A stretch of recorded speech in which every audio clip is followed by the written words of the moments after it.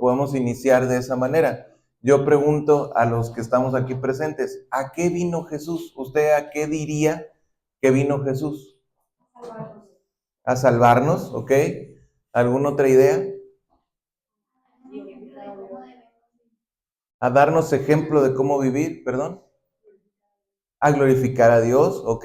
Muy bien, ahí tenemos por lo menos tres ideas de a qué vino Jesús. Vamos a tratar de ver, yo te voy a dar 8, por lo menos, que me parecen importantes. No quiere decir que sean las únicas, pero son 8 motivos o razones por las cuales vino Jesús, que son importantes que tomemos en cuenta. Entonces, nos dice aquí Juan 6:38, dice: porque he descendido del cielo, no para hacer mi voluntad, sino la voluntad ¿de quién?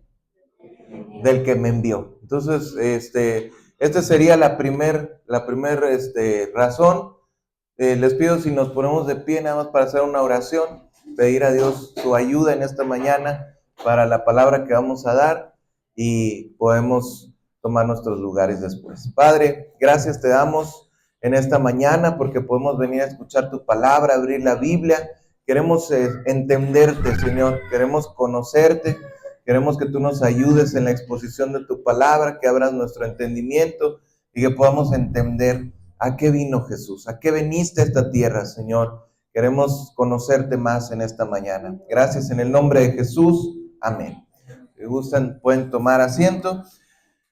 Nos dice entonces la palabra de Dios, en primer lugar, tendríamos que decir que Jesús vino a hacer la voluntad del que lo envió, ¿sí? O sea, Jesús vino a hacer la voluntad de su Padre. Esta afirmación nos habla de la sujeción que Jesús mostró todo el tiempo a la autoridad de su Padre. Nos habla de su vida, su ministerio, lo que en esta tierra fueron totalmente sujetos a la voluntad del Padre, y como él mismo lo dijo, no hacía nada sino lo que su Padre le decía. No hizo nada que no sería lo que él vio de su Padre. Él dice, el Hijo no puede hacer sino lo que ve hacer al Padre, ¿sí? Entonces, en realidad Jesús estaba sujeto al Padre. Entendemos, y parte de la doctrina cristiana es creer que Jesús, el Dios Padre y el Espíritu Santo son uno, pero como tal Jesús, como hombre en esta tierra, siendo el hombre, él se sujetaba y estaba sujeto a la autoridad de Dios Padre. Entonces, en la Biblia está trazada, las Escrituras, está la voluntad de Dios. A veces nosotros decimos, o a veces hay cristianos que llegan, preguntan, no sé cuál es la voluntad de Dios para mi vida. O hay personas que dicen, voy a esperar el tiempo de Dios, o voy a preguntarle a Dios cuál es su voluntad para mí, o estoy orando para ver cuál es la voluntad de Dios en mi vida. Pero en realidad tenemos que entender que la voluntad de Dios ya está expresada en las Escrituras. La Biblia nos habla totalmente la palabra de Dios y nos habla la voluntad de Dios para mi vida. Entonces, cuando yo me pregunto, ¿cuál es la voluntad de Dios para mi vida?, tendría que preguntarme qué dice la Biblia acerca de esto que estoy pasando en este momento. No hay una sola cosa que tú y yo podamos vivir que Jesús no haya pasado. No hay una sola cosa, como nos dice Eclesiastés, no hay nada nuevo debajo del sol. Si tú me llegaras a preguntar, ¿es voluntad de Dios el trabajo que voy a tomar? Bueno, pues tendrías que preguntarte si el trabajo que vas a tomar está dentro de los mandamientos de Dios. Si vas a defraudar, si vas a matar, si vas a hacer fraude, si vas a robar, ¿estará dentro de la voluntad de Dios? No, es muy sencillo, ¿verdad? Si voy a quebrantar uno de los mandamientos de Dios, como no congregarme o el día de reposo, ¿está dentro de la voluntad de Dios?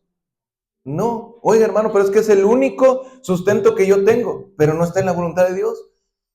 ¿Sí me entiendes? Porque hay personas que argumentan eso. No, es que yo tengo que vender los domingos, porque si no vendo los domingos, no voy a comer toda la semana. ¿Y eso te impide congregarte? Sí. Ah, bueno, entonces ¿está dentro de la voluntad de Dios? No. Esto es muy sencillo, ¿verdad? O sea, a veces nosotros empezamos a argumentar, quiero buscar la voluntad de Dios, quiero preguntarle a Dios, quiero saber si Dios me permite. Es como para decirle, voy a hacer manita de puerco a Dios, voy a estar tratando a Dios a ver si le puedo dorar un poquito el asunto, a ver si Dios cambia su ley y me permite hacer lo que yo quiero. O a ver si la ley de Dios me da una excepción para hacer lo que yo quiero. La palabra de Dios dice que nos unamos un hombre, una mujer en santo matrimonio y seamos uno y no nos separe hasta qué? Hasta que la muerte los separe. Entonces, ¿por qué muchas personas llegan, se divorcian, se quieren volver a casar y llegan a preguntar, hermano, ¿será la voluntad de Dios que yo me vuelva a casar? ¿Es la voluntad de Dios? No. Entonces, ¿por qué lo preguntas? ¿Sí me entiendes? ¿Por qué quieres hacer eso? En primer lugar, ¿por qué quisiste divorciarte? ¿Por qué quisiste separarte de la mujer de tu juventud o del varón de tu juventud? No, es que él me pegaba, es que él me hacía esto, es que esto, lo otro. Bueno, cada caso Dios lo tiene en su omnisapiencia, Dios ya lo tiene contemplado. Pero te puedo decir que divorciarte y volverte a casar no es la voluntad de Dios. ¿Sí? Así de sencillo, no es la voluntad de Dios. La palabra de Dios, dice Jesús, por la dureza de vuestro corazón, Moisés les permitió el divorcio. ¿Sí? Pero era por la dureza, no es que fuera la voluntad de Dios.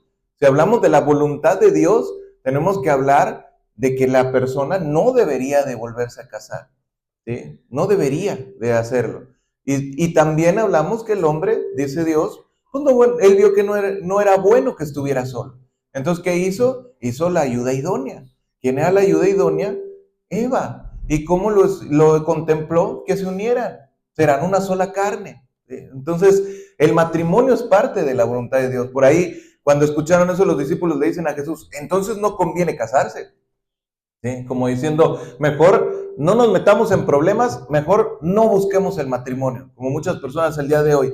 Vivimos en unión libre, vivimos juntos, nos queremos y no necesitamos que nadie nos valide. Pero dijo Jesús, no. O sea, el matrimonio es parte de lo que Dios quiere para la vida del hombre, las familias. No estaríamos nosotros aquí el día de hoy si no tuviéramos papá, si no tuviéramos mamá. Tenemos papá, tenemos mamá y se supone o se supondría la voluntad de Dios que los tenemos porque se casaron.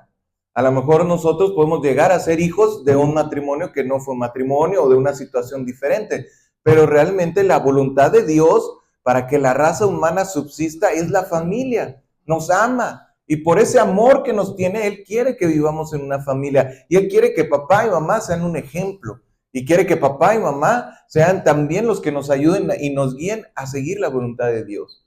¿Sí? ¿Te das cuenta cómo Dios tiene todo un plan diseñado? A veces nosotros somos los que nos vamos por un lado, por otro y queremos hacer otras cosas en la vida. ¿Sí? Que también podemos ser personas solteras, sí. Pues dice que a algunas personas les dio ese don de continencia. No necesitas casarte, no necesitas ser una familia. Qué bueno, perfecto. Dice también Pablo, pues yo les recomendaría mejor ni te cases, no te metas en esos rollos, ¿verdad? Pero generalmente tenemos que entender que los hombres y las mujeres van a ser una familia. Entonces, cuando nos preguntamos cómo es la voluntad de Dios para mi vida, pues claro, tenemos que ir hacia las Escrituras. Y el perfecto ejemplo de crear o de hacer la voluntad de Dios en su vida, ¿quién fue? Jesús. Por eso nos dice la palabra de Dios que sigamos sus pisadas. Vino entonces Jesús a hacer la voluntad del que lo envió. Número 2, vino Jesús a hablar las palabras de Dios. Juan 12:49. Dice la palabra, yo no he hablado por mi propia cuenta. El Padre que me envió, Él me dio mandamiento de lo que he de decir y de lo que he de hablar. ¿Sí? Jesús nunca habló por su propia cuenta, sus propias palabras, sus pensamientos, sus propuestas. Hoy en día muchas personas hablan muchas cosas y creen saber la verdad de las cosas, pero la verdad ya está expresada en las palabras de Dios. También nosotros podemos decir, yo pienso que las cosas son de esta manera. O a veces hay incluso predicaciones que las personas hablan de una prédica y dicen, es que el fulanito dijo esto, es que esta frase lo saco de tal persona, es que un sabio dijo, o un gran predicador, o una gran persona que yo conozco, ¿sí? Pero en realidad, cuando nosotros hablamos de la palabra de Dios, ¿a quién tenemos que citar siempre? A Dios, la palabra de Dios. Si nosotros queremos transmitir el mensaje de Dios, tengo que hablar lo que Dios dijo, ¿no? Lo que Dios aconseja para las personas. No vale, en este sentido, tomar ideas de otras personas. Sí, qué bueno. A lo mejor alguien me explica una cosa y digo, oh, sí es cierto. un texto de una palabra, de una cosa, una opinión, a veces hacemos mesas de debate o de diálogo entre los mismos pastores o hermanos, y estamos compartiendo la palabra y estamos entendiendo más acerca de la Biblia. O incluso una frase que yo te pueda decir en una predicación te brilla. Pero realmente nos tenemos que entender que Jesús vino a hablar las palabras de Dios. Y por tanto, donde yo voy a encontrar la voluntad de Dios es en las palabras de Jesús, en los principios que tiene Dios. Entonces realmente cuando venimos también tenemos que entender que la palabra de Dios es nuestra referencia. Los cristianos de hoy en día tenemos que entender que más allá de una palabra es la palabra de Dios. Efesios 5:19 nos dice la palabra de Dios, precisamente hablando entre vosotros con salmos. ¿Salmos qué son? Alabanzas, ¿sí? Hablando con salmos, con himnos, cánticos espirituales, cantando y alabando al Señor en vuestros corazones. Fíjate lo que nos dice la palabra de Dios. También nos hace entender, hay otros textos que también nos hablan que nuestras palabras sean sazonadas de buena palabra, que hablemos lo que sea de bendición. Y aún aquí nos habla acerca de que nosotros tenemos que tener conversaciones que realmente sean acerca de la palabra de Dios y para alabar a Dios, ¿sí? Dios es nuestra base verbal. Cuando nosotros nos reunimos, cuando tenemos una reunión, una sobremesa, siempre dice la palabra de Dios que tenemos que tener eso. Dice al pueblo de Israel, Dios les decía, hablarás a tus hijos estas palabras y las hablarás al despertarte, al acostarte, al ir por el camino, cuando estés comiendo, ¿sí? O sea, como diciendo, estas palabras son importantes, que tú insistas en ellas. Entonces Jesús, cuando vino, el sustento que él tenía, o sea, si te das cuenta, aunque él estaba escribiendo la Biblia, o sea, Jesús, él en sí mismo nunca escribió nada, porque inclusive nada más nos deja el testimonio de que Jesús estaba escribiendo una vez. ¿Se acuerdan? ¿O alguien sabe cuándo nos dice la Biblia que Jesús escribió algo? Exactamente, cuando estaban acusando a la mujer adúltera, dice que él estaba escribiendo sobre la tierra, pero él no dejó nada escrito. O sea, realmente Jesús no escribió nada, pero su vida estaba siendo un escrito de todo lo que iba a quedar acerca de él, ¿verdad? Entonces, cuando él estaba aquí, él no estaba escribiendo nada, pero finalmente lo que él deja se vuelve un escrito y todo lo que él dijo, nosotros lo podemos verificar en el Antiguo Testamento. Él mismo muchas veces cita al profeta Isaías, cita a Moisés, cita a los profetas, cita la ley, porque Dios es uno. También hay personas que quieren a veces distinguir, no, es que eso es parte del Nuevo Testamento, esto es parte del Antiguo Testamento, por lo tanto esto no tiene razón de ser. No, yo te diría, la Biblia es una, tanto el Nuevo, el Antiguo, son una sola Biblia, en un solo libro, son 66 libros en realidad, pero los 66 es una compilación de una sola palabra de Dios y todo tiene la palabra de Dios. Entonces, cuando nosotros hablamos, tenemos que también hablar las palabras de Dios. Jesús vino a hablar las palabras de Dios. Jesús también vino a hacer las obras del que lo envió. Juan 9, 4 y 5. Dice, me es necesario hacer las obras del que me envió. Entre tanto que el día dura, la noche viene, cuando nadie puede trabajar. Dice Jesús, me es necesario hacer las obras del que me envió. Verso 5. Entre tanto que yo estoy en el mundo, luz soy del mundo. Dice aquí entonces que Jesús vino a hacer las obras de Dios, a brillar como la luz del mundo que estaba en completas tinieblas. Vino a ser la luz en medio de la réplica de las obras del que lo envió, de amor, de poder, de misericordia, las obras que reflejan el carácter de Dios, obras de justicia, de las cuales nosotros también cuando creemos en Él, somos transferidos la vida de Cristo a nuestro corazón, ¿sí? Es valioso aportar ahora las obras que hacemos, los frutos que somos. Nosotros somos llamados hijos de Dios. Fíjate, cuando los primeros cristianos existieron, o sea, cuando se les empezó a llamar a los cristianos, se les llamó, ¿por qué se les llamó así? ¿Alguien sabe? La Biblia nos dice que los empezaron a llamar, ellos no se pusieron el mote. O sea, los primeros No dijeron, nosotros nos vamos a llamar cristianos. A ellos les llamaron cristianos. ¿Por qué? ¿Por qué qué? Jesús ya había muerto. Ya no podían ser propiamente seguidores. Porque somos, pues sí, pero la gente los vio y dijeron, estos son cristianos. ¿Por qué les llamaron cristianos? No, no precisamente. ¿Por qué creen que a los primeros cristianos les llamaron cristianos? Ellos no se pusieron cristianos, les llamaron cristianos. ¿Por qué? Por su parecido con Jesús, ¿sí? O sea, los veían, inclusive tú te das cuenta cómo Pedro, cuando quiere disimular de que no conocía a Jesús, le dicen, pero es que tú hablas como él. ¿Me entiendes? O sea, es que tú te pareces mucho a como veíamos a Jesús. O sea, la gente ya conocía a Jesús, ya sabía cómo hablaba, cómo vestía, cómo obraba, cómo oraba.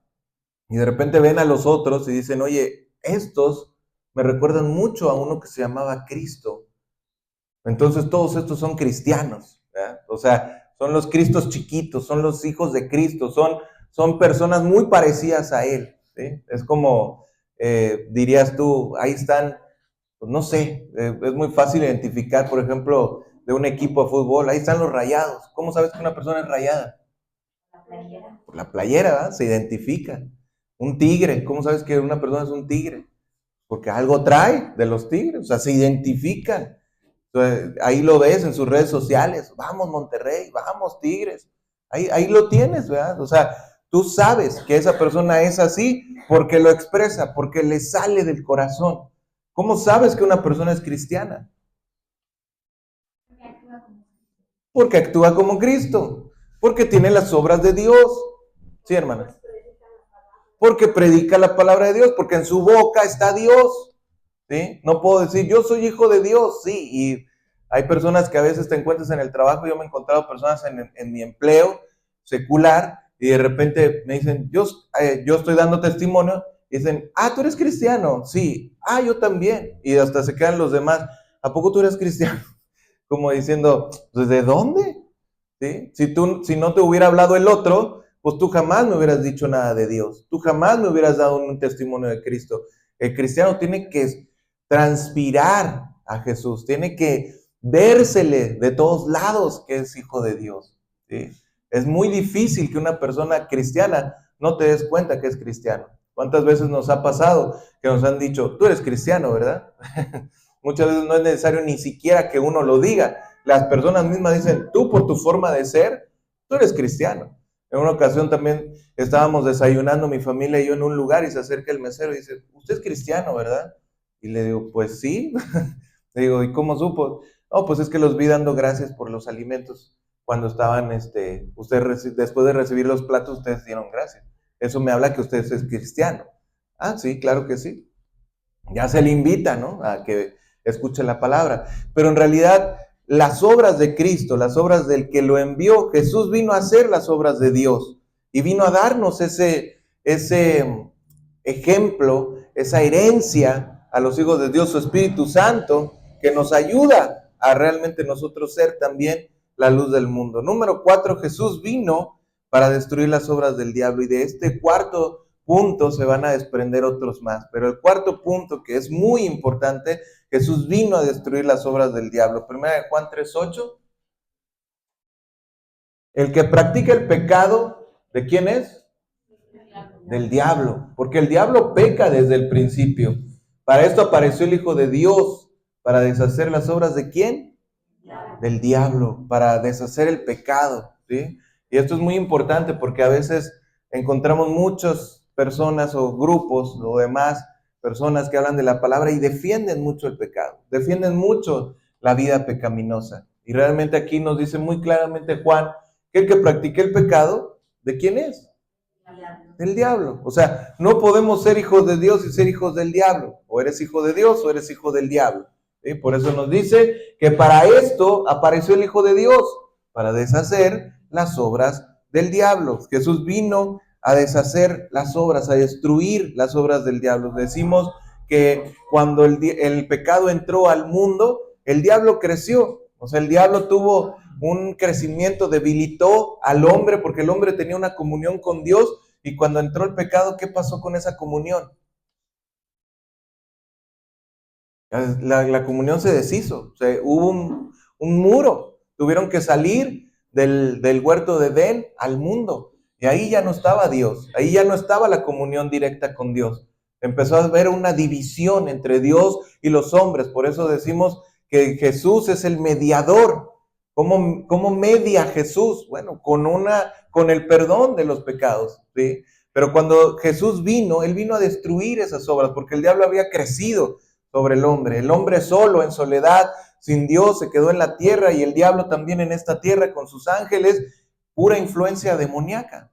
¿Sí? ¿Qué fue lo que pasó? La raza humana se corrompió, se debilitó, se hizo esclava del pecado y entonces Jesús vino y creció Dios en nosotros, vino a esta tierra, por eso celebramos la venida de Jesús a este mundo, porque es motivo de gran gozo que se haya cumplido la promesa de Dios de traer un Salvador. Y cuando Dios vino a este mundo, Él nos enseñó por 33 años y medio a caminar, a vivir, a hablar, ¿sí? A hacer las cosas, las obras de Dios. Y cuando Él muere en la cruz, Él vence sobre el pecado. Cuando Él venció sobre el pecado, dice que cuando Él murió, hubo una gran oscuridad. ¿Por qué crees que hubo esa gran oscuridad? ¿Por qué habrá sucedido esa gran oscuridad? Cuando Jesús muere, dice que la tierra tembló, se rasgó el velo del templo y hubo una gran oscuridad por algún tiempo en la tierra. ¿Por qué habrá sido eso? ¿Cómo? Porque Jesús no estaba en la tierra, porque Jesús murió. O sea, como dicen algunas personas, el cielo mismo no lo pudo ver. Pero también hay algunas personas que piensan que Satanás se gozó, porque él pensó, eso es extraoficial, no lo dice la Biblia, pero algunos teólogos piensan que el diablo se gozó, que hubo un momento en el cual las tinieblas brillaron, no brillaron, sino las tinieblas cubrieron la tierra, porque Satanás estaba haciendo una fiesta, como diciendo, ya maté al Hijo de Dios, ya conseguí quitarle la vida, ya conseguí quitarme este estorbo, ya no va a estar aquí, para que Él sane, ame, perdone pecados, esté entre la gente, ya se quitó esto, ya, se murió. Pero en realidad cuando Jesús resucita, por eso para los cristianos también es muy importante la resurrección de Cristo, porque Él vence la muerte con poder y entonces no hay ninguna traba para que Jesús pueda llevarse a todos los que creen en su nombre al cielo directo con Él. Entonces ahí realmente está la victoria sobre la muerte, sobre el pecado. Entonces Jesús vino a destruir las obras del diablo.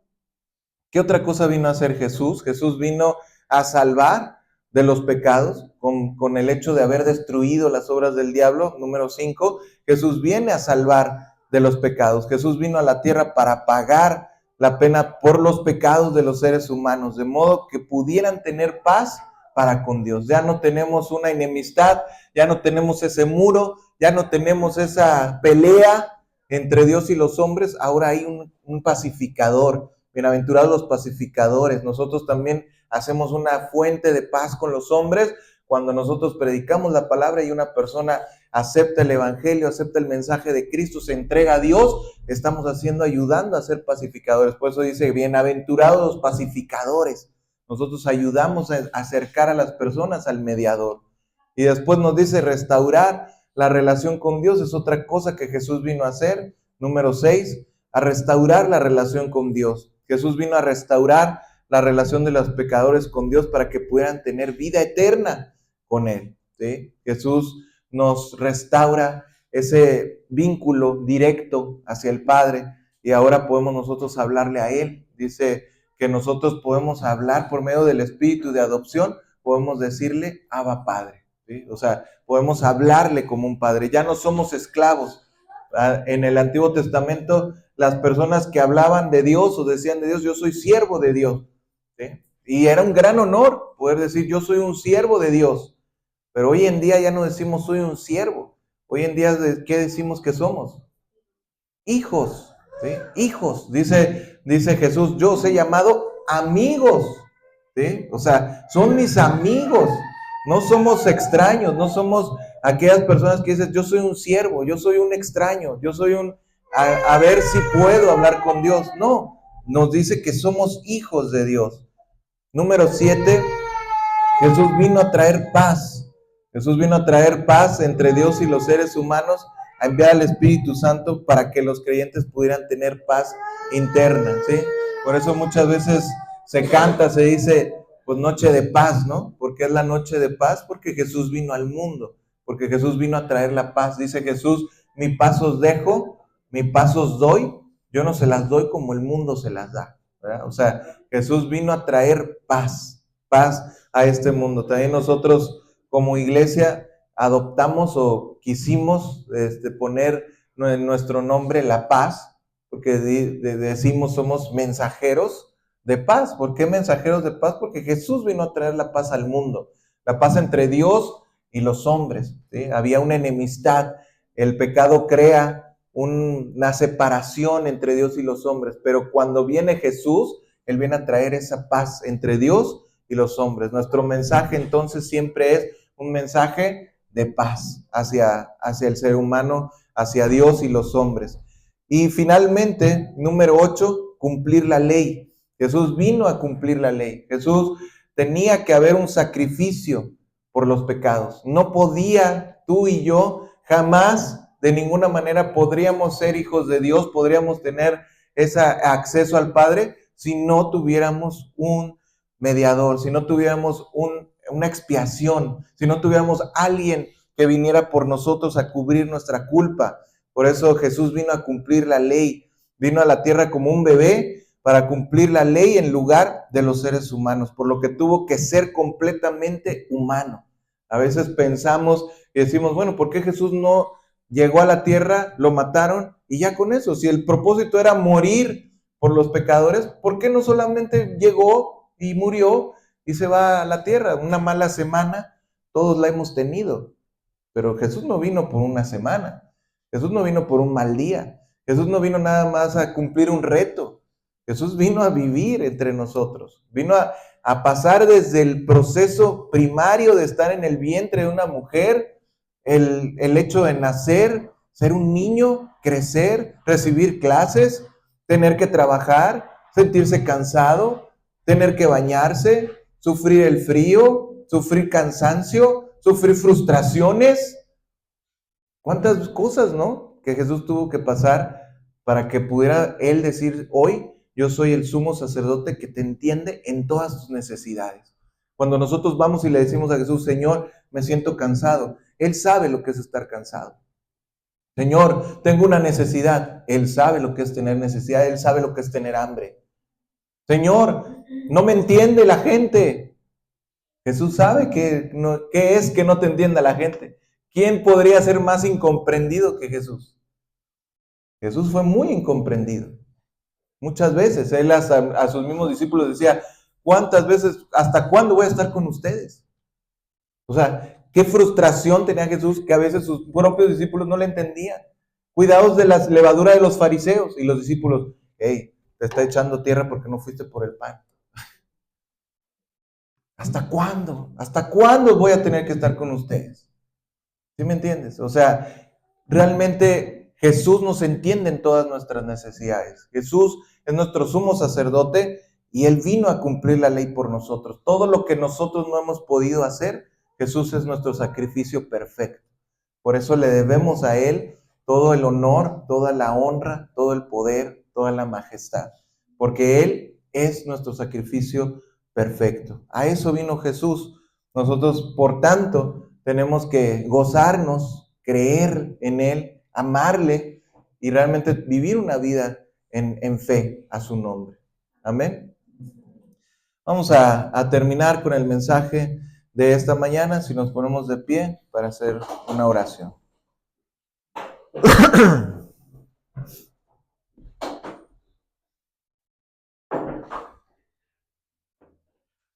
Señor Jesús, te damos gracias, Señor, en esta mañana, porque podemos venir a escuchar tu palabra, porque podemos venir a entender a qué veniste, Señor. Tú veniste, no solamente veniste a estar en un pesebre y a que todos los años la gente te recuerde como ese bebé, que estaba indefenso.